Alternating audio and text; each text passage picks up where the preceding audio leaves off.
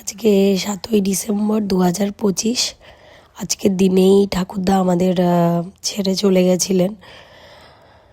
18 বছর আগে উনি মারা গেছিলেন। তো তার মৃত্যুবার্ষিকী উপলক্ষে আজকে আমরা বাড়িতে একটা ছোট্ট পাঠের ব্যবস্থা করেছি।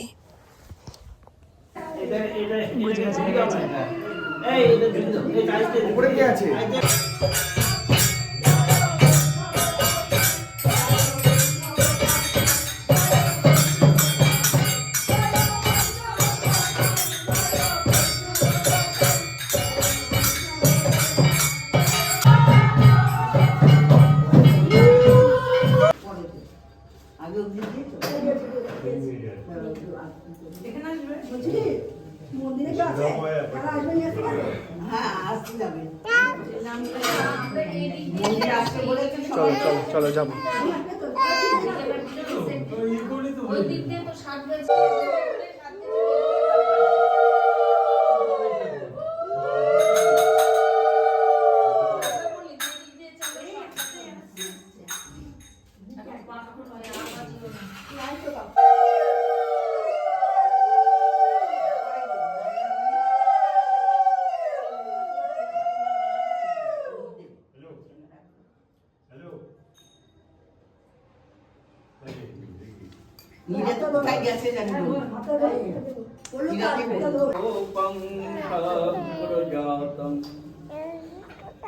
সহগণ রঘুনাথান্বিতাং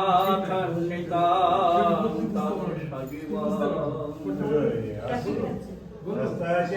সদ্বৈতং সাবধূতং পরিজনসহিতং কৃষ্ণ চৈতন্য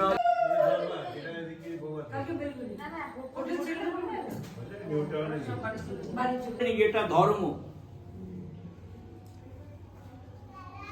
রাজা পরীক্ষিত তিনি সঙ্গে সঙ্গে সেই বৃষর সামনে গিয়ে অতি কষ্টে এক পায়ের উপর সে চলাচল করে, দাঁড়িয়ে আছে। স্বাভাবিকভাবে মানুষের একটু দয়া হয় যে এক পায়ের উপর একজন দাঁড়িয়ে আছে। কিন্তু কলিযুগের যিনি রাজা, সেই কলি, তার কিন্তু তাকে দেখে একটুও করুণা হলো না, একটুও দয়া হলো না, একটুও সহানুভূতি দেখাবার মতন তার মানসিক ভাবনা উদয় হলো না। সে কি করলো? তিনি একটি ত্রেতা যুগের মানুষ যা কর্ম করবে তার 3 ভাগ হচ্ছে ধর্ম মানে পুণ্য, আর 1 ভাগ পাপ। তারপরে আসলো দাপর যুগ, দ্বিপাদ ধর্ম মানে আধা আধি। মানুষ যা কর্ম করবে তার অর্ধেক পাপ করবে, অর্ধেক পুণ্য করবে। এইবার বর্তমান কলিযুগ 1 পাদ ধর্ম। মানুষ যা কর্ম করবে তার 3 ভাগই পাপের খাতায় চলে যাবে, 1 ভাগ মানুষের জীবনের পুণ্য থাকবে, 1 ভাগ। হে মহারাজ পরীক্ষিত, এবার আপনি কিভাবে রাজ্য শাসন করবেন আপনার ব্যাপার। বৃষরূপী ধর্ম রাজা পরীক্ষিতকে কলিযুগের 1 পাদ ধর্মের কথা জানিয়ে দিয়ে সেখান থেকে অন্তর্ধান হয়ে গেল।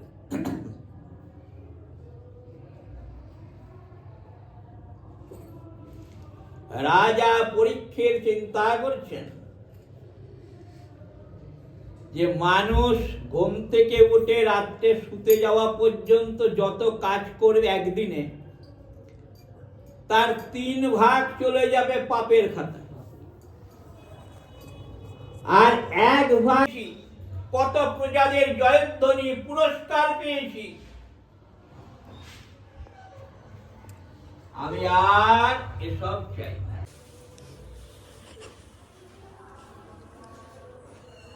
তিনি এসে রাজা পরীক্ষিতের সভায় প্রবেশ করলেন। সবাই দেখছে, সবাই জানতে চাইলেন, মনে মনে ভাবছেন, হে গুরুদেব, আমার উপর ব্রহ্মশাপ হয়ে ভালোই হয়েছে। ব্রহ্মশাপ হয়ে ভালো হয়েছে কেন? শুধু আমার ভালো নয়, এই কলির জীবের কল্যাণ হবে এই ভাগবত কথা শ্রবণ করে। কাজেই আমাকে উপলক্ষ করে আজকে এখানে ভাগবত কথা সুখদেব প্রভু কীর্তন করছেন, এই কথা জগতে ছড়িয়ে যাবে। রাজা পরীক্ষিত আনন্দ হলো। কলৌতাধরি সংকীর্তনা, কলিযুগে হরিনামের ওপরে আর দ্বিতীয় কোন সাধন বজে বাঁধতে পারে না।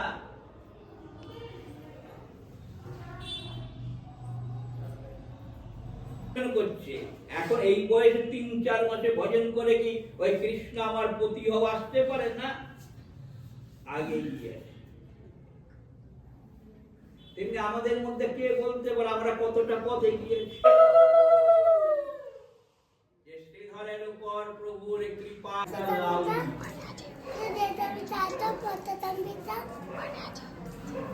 এই সময় কোনদিন আসেন না, ঘরে বসে নাম করে আজ কি অর্ডার লাভ, ধন সম্পদ ঐশ্বর্য দিয়েও ভগবানের কৃপা আমরা পাই না।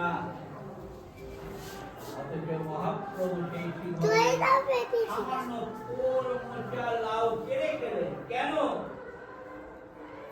ভক্তের বস্তু কারি খায়, শাস্ত্র অনুযায়ী আপনাকে নিষ্ঠাটা রক্ষা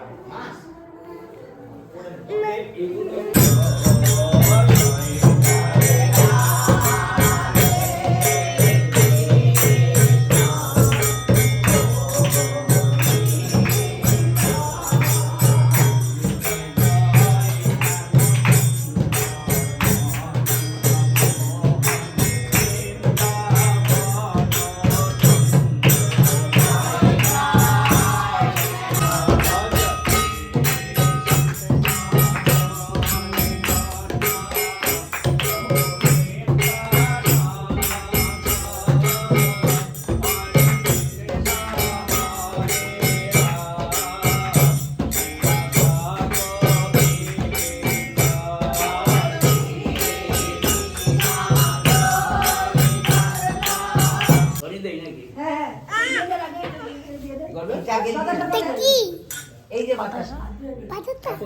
কুড়োবে, হ্যাঁ কুড়োবে, বাতাসাটা নিচে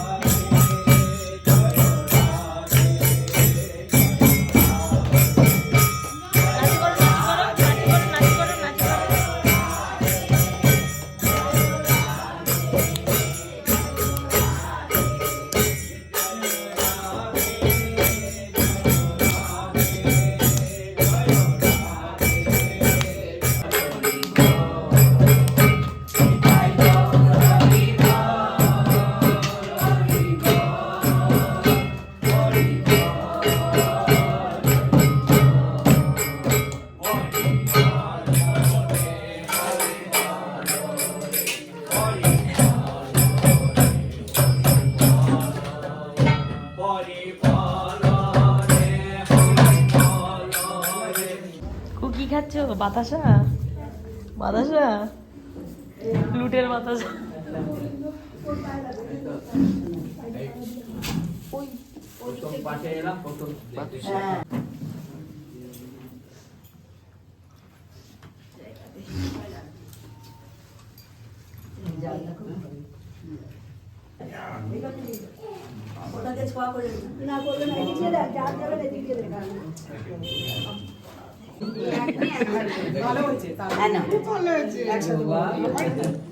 কীর্তন শুনেছি তো, কীর্তন ভালোই তো লেগেই রয়েছে আমাদের। সকালে বললাম না কটা 1 মিনিট যাবো, দুবার যেতে হবে। যাওয়া এখানে আসে আটো হ্যাঁ আসলাম। আচ্ছা